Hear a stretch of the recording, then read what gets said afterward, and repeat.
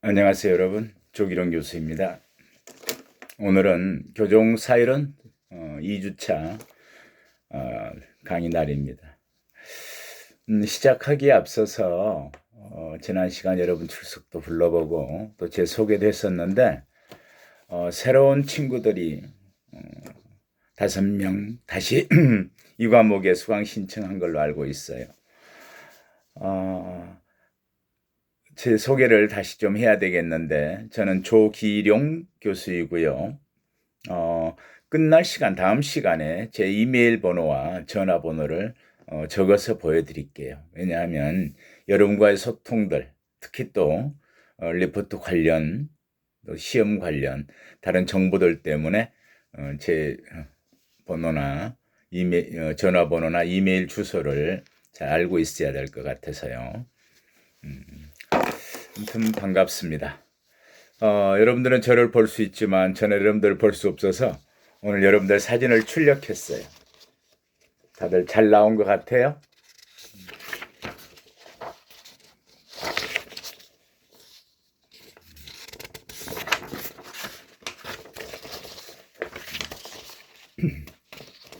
그래서 오늘은 이제 최종이 될지 모르겠는데, 이번 과목은 여러분들 43명과 45명으로 알았는데 현재 저한테 온 명단은 43명 명단을 받았어요.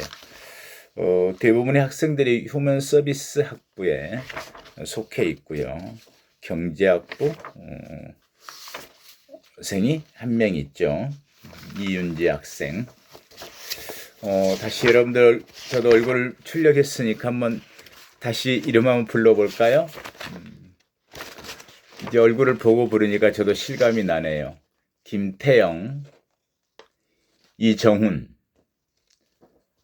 김민욱, 송정현, 이정한, 이지호, 구수진, 김동현, 김보현.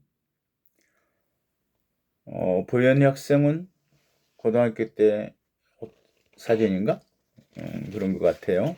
민광준, 박희재, 유정아, 유재빈, 정윤주, 홍채안, 이윤지, 최기원, 김미진,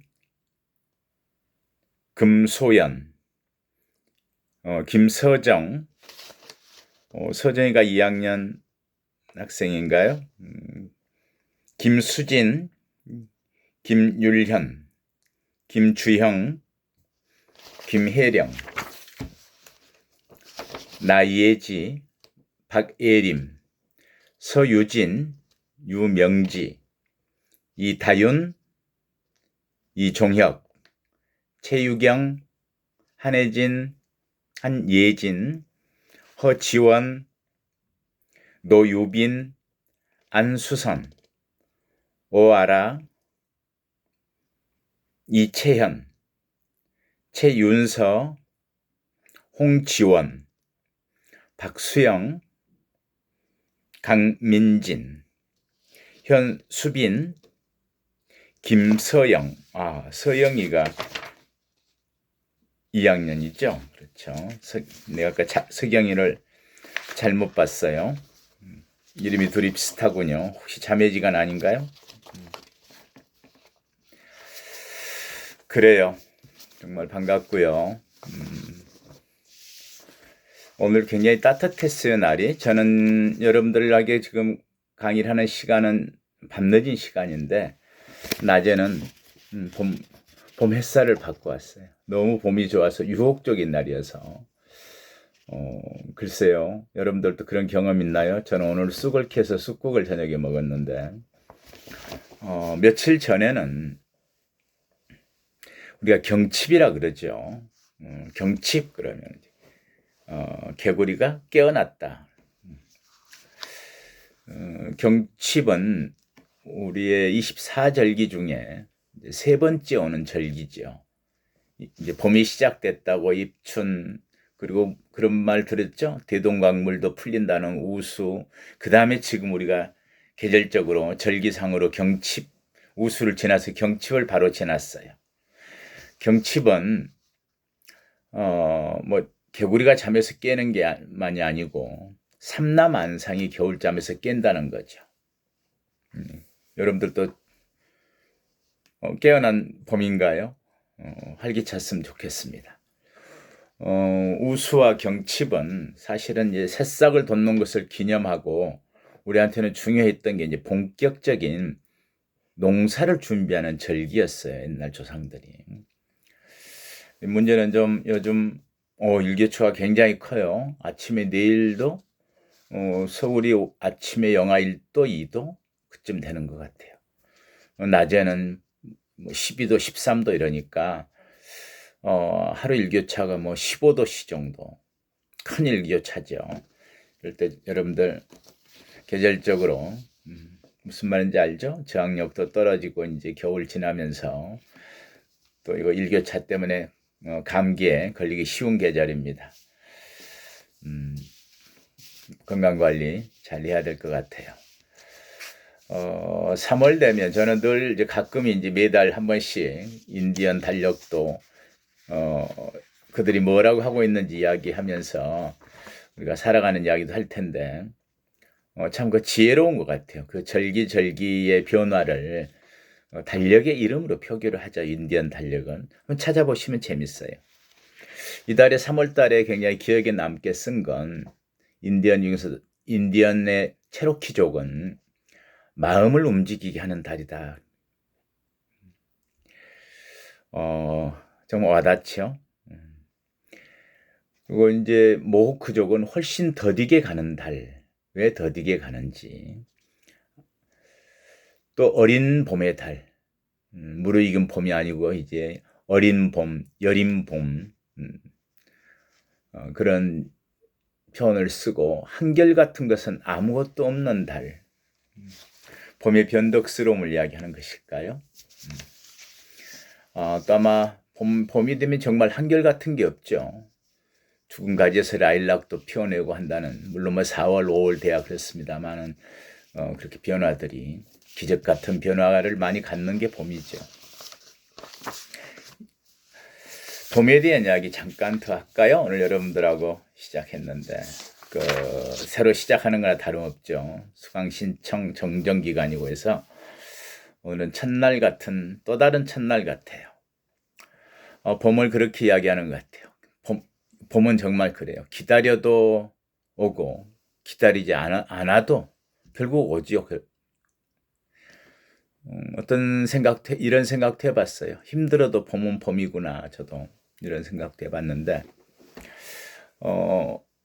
어떤 학자는 교도소에서 수용 생활을 할 때 그 담장 밑에 핀 노란 꽃을 보고 희망도 갖게 되었지만 또 그쪽 야생화에 대한 어떤 전문적인 어떤 글도 써내신 분이 있죠. 봄은 어디에나 봄이죠. 봄 노래들도 참 봄의 시들도 참 재밌는 게 많죠. 우리 노래로도 많이 됐던 나의 살던 고향은 꽃피는 산골 이런 또 시가 봄 노래 중에 이원수라고 하는 동요 작가가 쓰신 것 같아요. 쓰셨대요. 저는 늘 봄 되면 이제 기억나는 게 영랑이 모란이 피기까지는 나는 아직 기다리고 있을 테여 찬란한 슬픔의 봄을, 이런 가사가 늘 노래 귀절이 늘 떠오릅니다. 제가 제일 봄 되면 애송한다고 그럴까요? 애송하는 시 중에는 작자미상의 시가 있는데 한번 이야기 듣고 가실래요?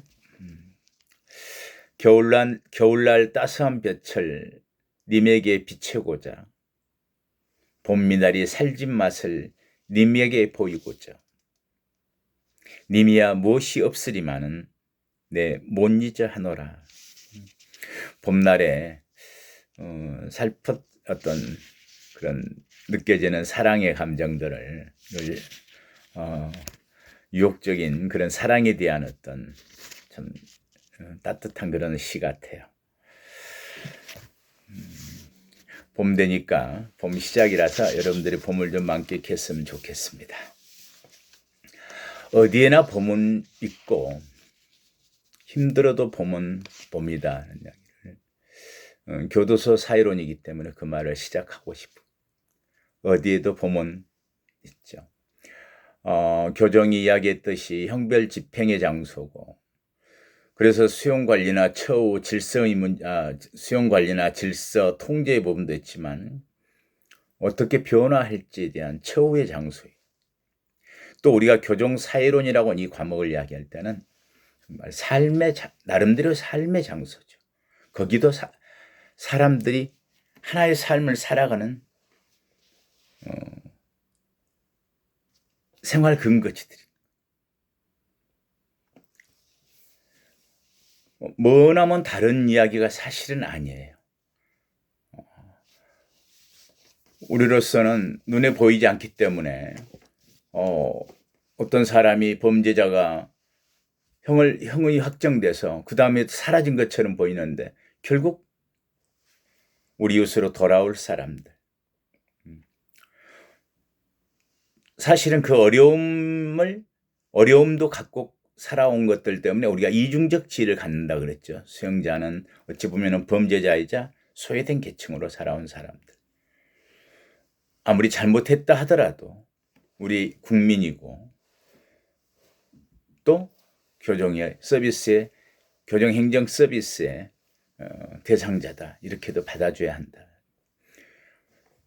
과연 그들은 누구인가에 대한 고민을 거기서부터 시작을 해야 교정에 대한 개념을 이야기할 수 있고 우리가 진정 교정 사회를 어떻게 바라볼 것인지 어떤 시각이나 관점에서 우리가 교정에 접근할 것인지에 대한 문제하고 관련되겠죠. 지난 시간에 어느 택시기사 이야기를 했었죠. 제가 택시 타고 왔는데 이야기를 했던 교도소를 옮겼으면 좋겠다. 그런데 여러분들 그렇게 생각하지 않나요? 모든 범죄는 내 이웃 속에서 지역사회에서 이루어지잖아요. 또 그 사람들이 돌아올 수 없는 다리를 건너가 버린 게 아니고 다시 돌아와야 되거든. 우리 이웃으로. 여기에 고민이 있는 거죠. 이게 자유형이 생기고 탄생하고부터의 고민이지 않겠어요? 자유형이라고 하는 신체의 구속들. 그래서 시간과 공간을 박탈한 뭔가 자유를 제한하고 박탈한. 그런데 그 시간 동안에 우리는 무엇을 할 것인지 또 그 안에서는 어떤 문화가 형성돼서 어떻게 살아가고 있는지 이게 우리 이야기의 중심이죠. 그냥 불편하니까 내 주위에 없었으면 좋겠다고 하지만 범죄가 없어질까요? 거기서부터 한번 생각을 해볼까요, 우리가? 살면서 무엇이 인류에게 문제였고 어떤 것이 지금 우리에게 문제인가요? 어찌 보면 먼 옛날부터 배고픔의 문제 해결해야 돼. 먹어야 되니까. 두려움에 대한 공포들, 온갖 짐승들이나 포식자들로부터의 두려움, 밤이 주는 두려움, 또 질병에 대한 공포, 두려움, 많은 어떤 문제들이 있어왔죠. 우리는 그걸 사회 문제라고 했을 때 그 사회 문제의 정의는 그런 거죠. 많은 사람이 불편함을 느끼고 그래서 그걸 어떻게든지 해결해야 한다는 공감대가 되고 그걸 위해 해야 될 문제, 이걸 우리가 사회 문제라고 한다. 그런데 많은 문제들은 해결되어 오지 않나요? 인류의 지혜로. 물론 아프리카에는 지금도 정말 하루에 한 끼도 못 먹고 깨끗한 물도 마시지 못하는 그런 열악한 환경 속에 놓여 있기도 하지만은 기본적으로 인류는 배고픔의 문제들 해결해 왔죠. 사실은 똑같이 나눈다면 거의 다 풍족하게 살지 않겠어요? 먹는 것만큼.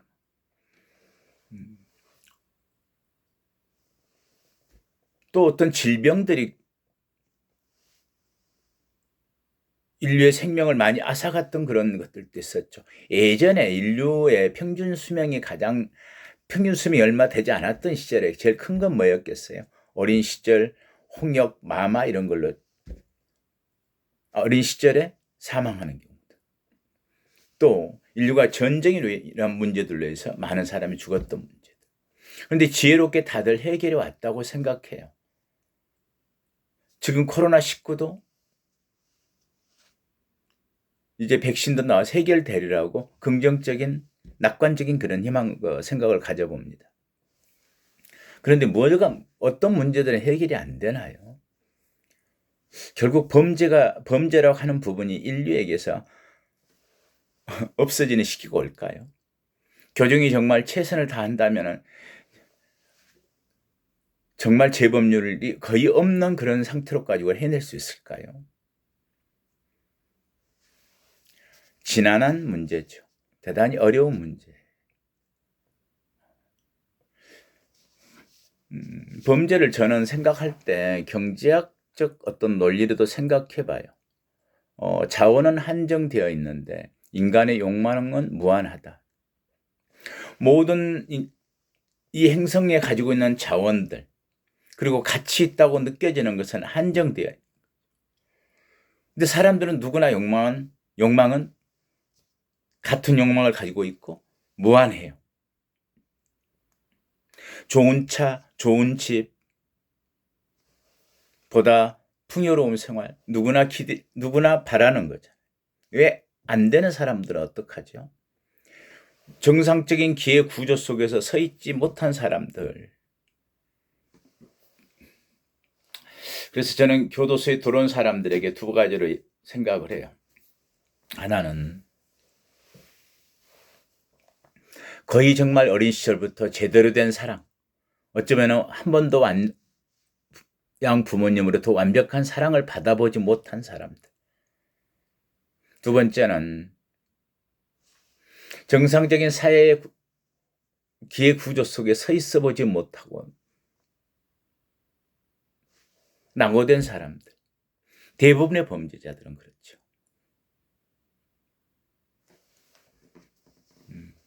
그런데 자칫 교정에 들어와서 정말 그 변화를 누군가 어떤 희망과 사랑이라는 어떤 그런 부분으로 사람을 변화시켜야 하는 기회가 없다면 어떻게 될까? 또 하나는 그들이 최소한 안에서는 교정시설 안에서 분노와 좌절을 키우지는 말아야 될 텐데 우리가 이야기하는 건 결국 결론은 그런 이야기일 것입니다.